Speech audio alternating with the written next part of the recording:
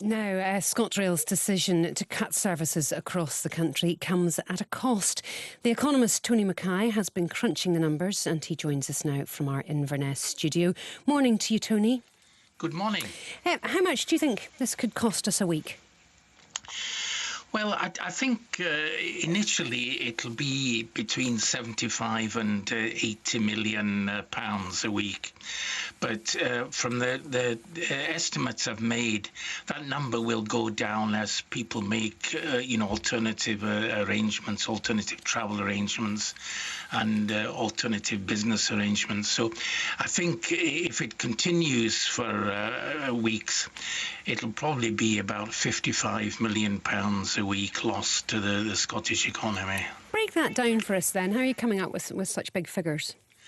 Yes, well, we have a model, so we estimate direct impacts first of all, and then economists use what we call indirect and induced impacts as well. So the direct impacts are just the loss of about 1/3 to Scotrail turnover. Scotrail business because of the cutbacks. The indirect effects are mainly losses to businesses that would be affected. So from the work I've done on that, I think a lot of nighttime businesses, particularly in Glasgow and Edinburgh, will be affected because of the cutbacks in the evening services. And I think, the Edinburgh Festival, for example, will be badly affected. And the induced effects are the loss of expenditure in local shops by Scotrail staff.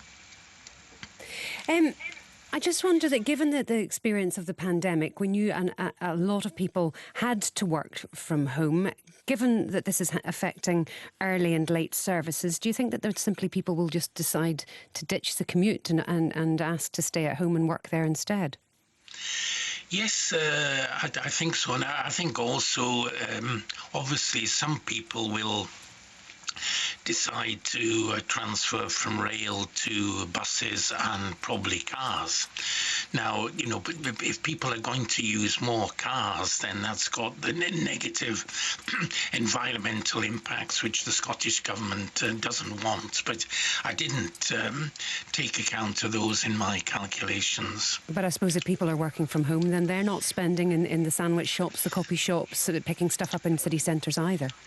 Yes, I mean, that might benefit, the local towns, villages where they live, but certainly it will have a, very serious impact on town centres in the big cities.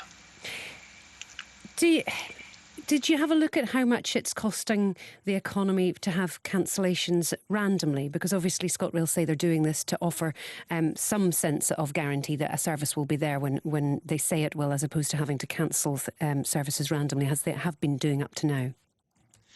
Yes, I've looked at that. I know that, the Minister has said at the weekend that, because people know now what the services will be and there's less, cancellations and more reliability.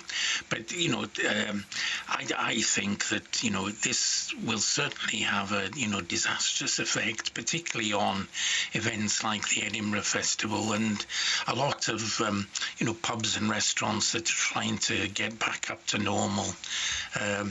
They'll undoubtedly lose customer in the evenings because people are, as you're saying, stay at home. They're not going to go out.